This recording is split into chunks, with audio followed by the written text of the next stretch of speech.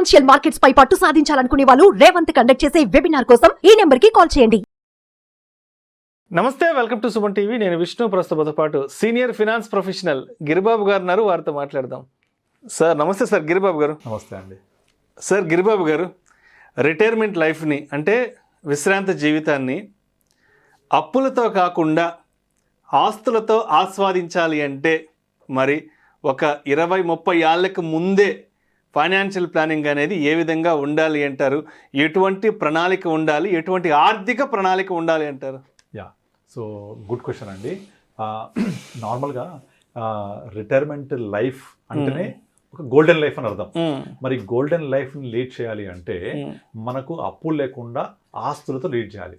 మరి ఎటువంటి ఆస్తులు ఉండాలి? అది ఫిక్స్డ్ అసెట్స్ ఉండాలా, ఫైనాన్షియల్ అసెట్స్ ఉండాలా?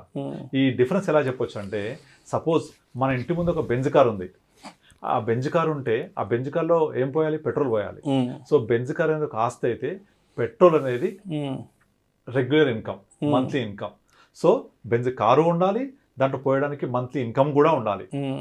బట్ అన్ఫార్చునేట్లీ ఏం జరుగుతుందంటే, బెంజ్ కార్లు లాంటి ఆస్తులు సంపాదించుకుంటారు, కానీ దాంట్లో పోయడానికి పెట్రోల్ ఉండదు, ఇంధనం ఉండదు. మరి ఎంత బెంజ్ కారు ఉన్నా పెట్రోల్ పోయిపోతే నడుస్తుందా? నడవదు కదా. సో లైఫ్ కూడా అలాగే ఉంటుంది.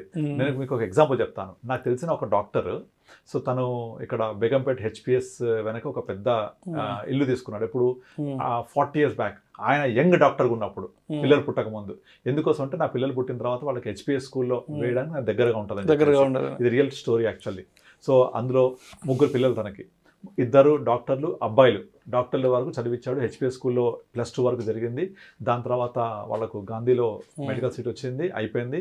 వాళ్ళ పాపకు కూడా మంచి ఎడ్యుకేషన్ అప్ టు హెచ్పిఎస్లో +2. అది అయిపోయాక వేరే ఎడ్యుకేషన్ ఇన్స్టిట్యూషన్లో అయిపోయిన తర్వాత ఇతనికి 60 సంవత్సరాలు వచ్చేప్పటికి 3 పిల్లలు సెటిల్ అయిపోయారు. 3లో 2, ఒకడు కెనడా, ఒకడు అమెరికా. అమ్మాయి ఏమో బెంగళూరులో సెటిల్ అయిపోయింది పెళ్లి చేసుకొని. సో 60 సంవత్సరాల తర్వాత ఈయన రిటైర్ అయిపోయాడు.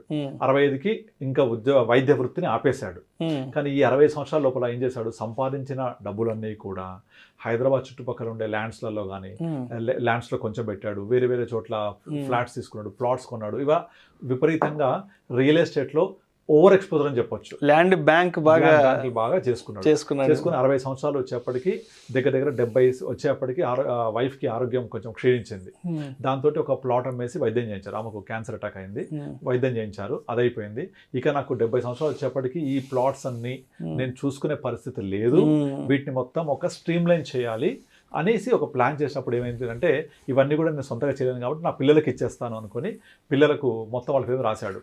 రాసిన మరుక్షణం వాళ్ళు ఇండియాకి వచ్చి వాళ్ళ పేరు రాసుకున్నారు. ఇమీడియట్లీ నెక్స్ట్ మంత్ లోపల అయిన కాడికి వచ్చిన రేటుకి అమ్మేశారు పిల్లలంతా. అమ్మేసుకొని వాళ్ళ డబ్బులు వాళ్ళు చేసేసుకున్నారు వాళ్ళు. ఇప్పుడు పరిస్థితి ఏంటంటే, మంత్లీ ఇన్కమ్ లేదు ఇతనికి. అయ్యో. ఇప్పుడు ఏంటంటే, వీళ్ళు ఏమంటారు, నేను వెళ్ళి కలిసినప్పుడు కొన్ని మ్యూచువల్ ఫండ్స్ ఏవో ఉంటే విత్డ్రా పెట్టమన్నారు. ఎందుకు సార్ విత్డ్రా పెట్టడం? పెరుగుతున్నాయి కదా ఇప్పుడు. అంటే డబ్బులు నా దగ్గర రెగ్యులర్ ఇన్కమ్ లేకుండా పోయింది, నాకు ఇప్పుడు ఈ డబ్బులు నన్ను కాపాడుతున్నాయి.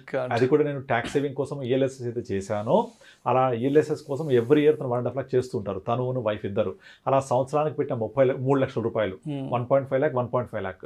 ఆ పరాణం 3 lakhs గత 10 years నుంచి చేస్తుండేవాడు తను. ప్రాపర్గా ఐటీఆర్ ఫైల్ చేస్తుంటారు. అలా చేసిన డబ్బులు లాక్ ఇన్ ఉండడం వల్ల ఇవాళ ఆ 10 సంవత్సరాలలో 3 lakhs అయితే పెట్టాడు సంవత్సరానికి.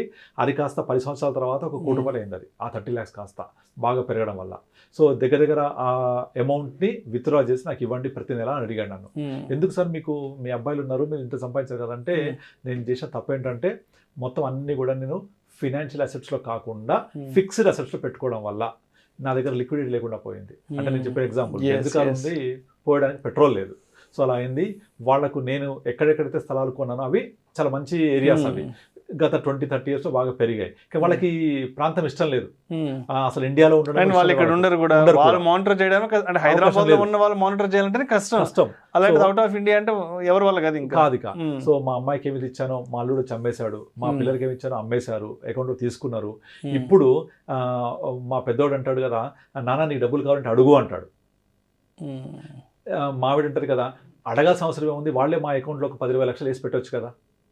అంటే నిన్న మొన్నటి వరకు రాజా లాంటి జీవితాన్ని అనుభవించారు. ఇది నేను వాళ్ళు చెప్తుంటే వింటుంటే నాకు చాలా బాధ అనిపించింది. అసలు వాళ్ళు అంత పెద్ద పొజిషన్లో ఉండి పిల్లలు చెరొక అమ్మ అకౌంట్లో 10-15 లక్షలు, నాన్న అకౌంట్లో 10-15 లక్షలు వేసి పెడితే వాళ్ళు వాడుకుంటే ఖర్చులకి వాళ్ళు వెయ్యరు. నేను వాళ్ళ అబ్బాయిని అడిగాను, మా అమ్మ నాన్న అడిగితే ఇవ్వమా? వీళ్ళు అడగరు, వాళ్ళు అడిగితే ఇస్తాము అంటే అడిగితే ఇవ్వమా అనే పరిస్థితి రావాలి అంటే వీళ్ళు అడగరు కదా, వాళ్ళకు ఒక ఆత్మభారం అడ్డం వస్తుంది. అంటే ఇంతకాలం చెయ్యి ఇలా ఉంది, ఇప్పుడు ఇలా వెళ్ళాలి అంటే ఎవరికి ఎంత ఇబ్బంది అవుతుంది చెప్పండి. అంటే ఇక్కడ ఒక విషయాన్ని గుర్తుపెట్టుకోవాలి, ఆయన 40 years బ్యాకే అంత విజన్తో అంత ల్యాండ్ బ్యాంక్ని పెట్టి క్రియేట్ చేసి కూడా, బట్ ఆయన రిటైర్మెంట్ లైఫ్లో అది ఆయన ఆదుకోలేకపోయింది. ఇది మనం నేర్చుకోవాల్సిన పాఠం ఏంటంటే అతని ఏజ్ 45-50 క్రాస్ అయిన తర్వాత నెమ్మదిగా ఫిక్స్డ్ అసెట్స్ నుంచి ఫినాన్షియల్ అసెట్స్ లోకి మార్చుకోవాలి. అక్కడ జరిగింది ఏంటంటే ఆ ఫిక్స్డ్ అసెట్ అనేది ఆయన ఆదుకోలేకపోయింది. ఆ ఫిక్స్డ్ గానే ఉంది. ఆ ఫిక్స్డ్ గా ఉన్న అసెట్స్ ని అది తదనంతరం పిల్లలకి ఇవ్వాలి.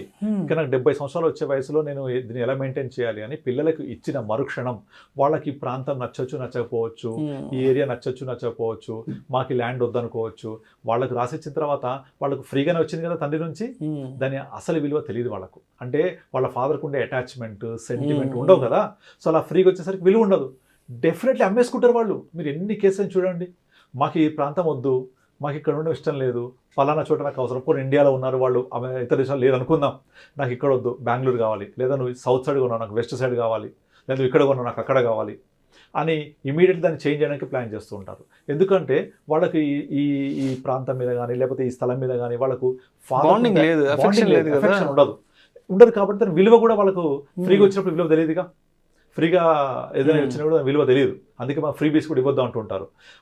అలా వాళ్ళు ఇమీడియట్లీ దాన్ని అమ్మిన తర్వాత ఆ డబ్బులు మొత్తాన్ని వాళ్ళ అకౌంట్లో వేసుకొని వాళ్ళ కంట్రోల్లో పెట్టుకున్నారు. ఇప్పుడు ఈయన అడిగి అరే నాకు డబ్బులు ఇవ్వండి అని అడిగే పరిస్థితి, ఇలా ఇవ్వండి అని అడగాలి అంటే ఎంత ఆత్మమే అడ్డం వస్తుంది. అయితే మా ఫాదర్ అడిగితే ఇవ్వమా, అడగకముందు ఇవ్వరు. యాక్చువల్ నిజంగా ప్రేమ ఉంటే అడగకముందు ఇచ్చేయాలి. సేమ్ రంగమార్తాండ సినిమా స్టోరీ మొత్తం అసలు కళ్ళ ముందు కనిపిస్తుంది మీరు చెప్తుంటే, నేరేట్ చేస్తుంటే. నేను వెళ్ళి కస్టమర్కి వెళ్ళి కూర్చొని వాళ్ళతో కలిసి కూర్చొని మాట్లాడుతుంటే ఇద్దరే ఉన్నారు పాపం ఇంట్లో. ఇక్కడ బేగంపేటలో ఉన్న ఇల్లు అమ్మేసేసి ఆ డబ్బులు కూడా వాళ్ళే తీసుకున్నారు. ఒక ఫ్లాట్ మాత్రం కొనిచ్చారు పేరెంట్స్కి, ఆ ఫ్లాట్లో ఉంటారు. ఆ ఫ్లాట్ కూడా ఏంటి పేరెంట్స్ పేరు మీద తీసుకున్నారు, ఎన్ఆర్ఎస్ కాబట్టి వాళ్ళు ఇక్కడ వాళ్ళ తీసుకోవడం కుదరదు, ట్యాక్సెస్ బాగా ఉంటాయని. తదనంతరం అది కూడా వాళ్ళే తీసుకుంటారు. సో ఇప్పుడు ఫ్లాట్ మాత్రం ఉంది అంటే బెంజ్ కార్ ఉంది, మరి monthly income my God. So వాళ్ళు మంత్లీ ఇన్కమ్ ఫాదర్కి ఎలా వస్తుంది, మదర్కి ఎలా వస్తుంది, మేము ఎంత ఇవ్వాలి అని కనీసం వాళ్ళకు ఒక మినిమం కామన్ సెన్స్ లేదు. వీళ్ళేం అడగరు. సో మా ఫాదర్ మేనేజ్ చేసుకుంటారులే, ఆయనకి ఏవో చేసుకుంటాడులే, ఏదో ఉంటాయిలే, ఇలా ఎక్కడెక్కడ దగ్గర అడ్జస్ట్ చేసుకుంటారులే. ఇప్పుడు ఎందుకు నానా నీకు ఖర్చులు, వీళ్ళు సొంత ఇల్లే కదా అంటే పాపం ఆయనకు మాత్రం ఖర్చులు ఉండవా? ఇప్పుడు నువ్వు అక్కడికి వెళ్ళకపోతే ఏమైంది, నువ్వు ట్రావెలింగ్ వెళ్ళకపోతే ఏమైంది? పాపం ఆయన చాలా యాక్టివ్ ఉంటారు, మంచి సర్కిల్ మెయింటైన్ చేస్తారు. సో ఎటైనా వెళ్ళాలి చేయాలి అంటే ప్రధానికి డబ్బులు కావాలి, ప్రధానికి ఫోన్ కొట్టాలి, ఎంత ఇబ్బందిగా ఉంటుంది. కనుక ప్రతి ఒక్కళ్ళకు నేర్చుకునే లెసన్ ఏంటంటే వాళ్ళ యొక్క ఫిక్స్డ్ అసెట్స్ని వాళ్ళ యొక్క వయసుతో పాటుగా ఫినాన్షియల్ అసెట్స్లోకి మూవ్ చేసుకోవాలి, లిక్విడిటీ పెట్టుకోవాలి. This is bitter fact. మీరు చాలా ఎగ్జాంపుల్స్లో చాలామంది చెప్తుంటారు, పెద్ద వాళ్ళు కూడా, మీ డబ్బులు మొత్తం మీ దగ్గరే ఉంచుకోండి. మీ నమ్మరు రిటైర్ అయిన తర్వాత, మా ఫాదర్ కూడా సింగరేణి కాలేజ్ రిటైర్ అయ్యారు. రిటైర్ అయిన తర్వాత ఆ రోజు చేసే లాస్ట్ ఫెలిసిటేషన్ డే నాడు ఆ ఉండే హైయర్ ఆఫీసర్ ఫస్ట్ చెప్పే పాయింట్ ఏంటంటే మీ డబ్బుల్ని పిల్లలకి ఇవ్వద్దు, మీ కంట్రోల్లో పెట్టుకోండి, ఇవ్వండి, మీ తదనంతరం ఇవ్వండి, మీ కంట్రోల్లో పెట్టుకోండి, మీ రిమోట్ మీ దగ్గరే ఉండాలి. మీ రిమోట్ వాళ్ళ చేతిలోకి వెళ్తే వాళ్ళు చూపించిన సినిమా మీరు చూడాల్సి వస్తుంది. చాలా మంచి మాట చెప్పారు అక్కడ. సో రిమోట్ మీ దగ్గర ఉంటే మీరు చూపించే సినిమా వాళ్ళు చూస్తారు, రిమోట్ అక్కడికి వెళ్తే వాళ్ళు ఏం పెడితే అది చూడాలి, మీరు చాయిస్ ఉండదు మీకు. ఇది ఫ్యాక్ట్ జరిగేదే చాలా చోట్లలో. ఇంకొక అడుగు ముందుకేసి రీసెంట్గా ఒక వీడియో కూడా చూశాను, ఒక చిన్న కొడుకు తల్లిదండ్రులను కొడుతున్నాడు రాజమండ్రిలో ఎక్కడో, వైరల్ కూడా అయింది, ఈనాటి వల్ల వచ్చింది. నువ్వు నాకు పెద్దోడికి ఇచ్చావు నాకు ఇవ్వలేదేంటి, పక్కల్లో అడుగుతున్నాడు అనమాట. అదో మా అన్న తెలుసా ఎలా ఉంటాడో, మా అన్నకి ఎందుకు ఇచ్చారో తెలుసా, నాకు ఇవ్వలేదు. ఎందుకు ఇవ్వాలి? జన్మనిచ్చింది తల్లిదండ్రులు, చాలదా?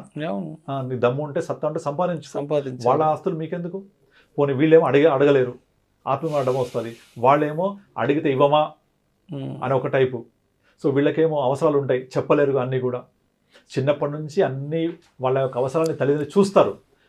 డెఫినెట్లీ ఆ అవసరాలు పిల్లలు అర్థం చేసుకొని వాళ్ళ అవసరం తీర్చేలా ఉండాలి. సుప్రీంకోర్టు కూడా చెప్తోంది కదా, చట్టం చేశారు మనకు ఇండియాలో, పేరెంట్స్ని చూడాలి తప్పకుండా అని చెప్పేసి. అంటే చట్టం చేసి పేరెంట్స్ని చూడాలి అని చెప్పే అవసరం ఉంటుందా? అవసరం ఉండకూడదు. That's every responsibility of every sun. So కానీ ఇక్కడ పరిస్థితులు వేరుగా ఉంటాయి.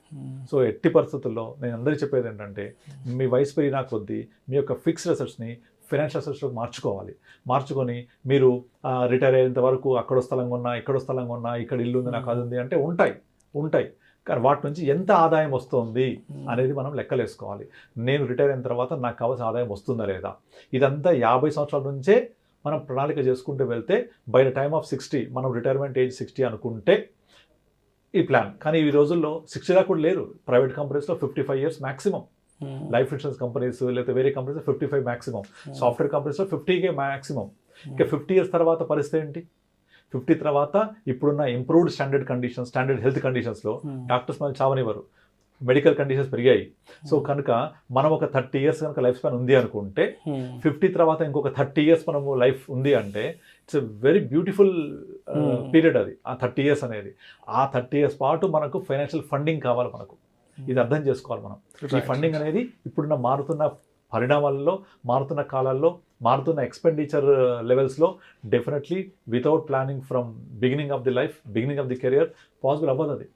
ఇక 50 తర్వాత కూడా ఇంకా నేను కొడుకు మీద డిపెండ్ అవ్వాలి, నాకు ఎవరో డబ్బులు ఇవ్వాలి అనే స్థితికి ఉండకూడదు.